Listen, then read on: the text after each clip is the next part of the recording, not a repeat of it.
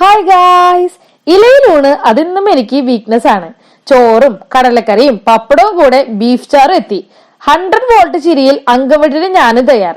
സ്പെഷ്യലായി മീൻ ബൽജീൻ ആദ്യം വാങ്ങി. വീട്ടിൽ മീൻ വാങ്ങിയാൽ പലിഞ്ഞീന് അടിയാണ്. ഇവിടുത്തെ ഒരു പിഞ്ഞാണി നിറയെ പലിഞ്ഞീൻ. പലിഞ്ഞീൻ എന്ന് പറഞ്ഞാൽ മീൻമുട്ടയാണ് കേട്ടാ.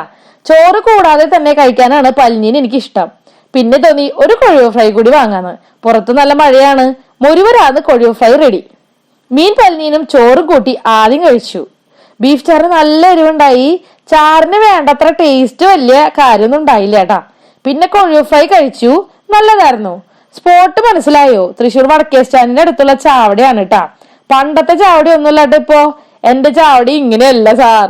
പ്രതീക്ഷ ഇത്ര ടേസ്റ്റ് ഒന്നുമില്ല കറികൾക്ക്. തിരക്കും കുറവായിരുന്നു. വൃത്തി ഒട്ടില്ലെന്ന് തന്നെ തോന്നി. മഴ ആയതുകൊണ്ട് എനിക്ക് അങ്ങോട്ട് വലിയ ഇഷ്ടം തോന്നിയില്ല അവിടുത്തെ അറ്റ്മോസ്ഫിയർ. ചാവടിയിൽ പോയിട്ടുള്ളവർ കമന്റ്സ് ഇടാൻ മറക്കല്ലേ.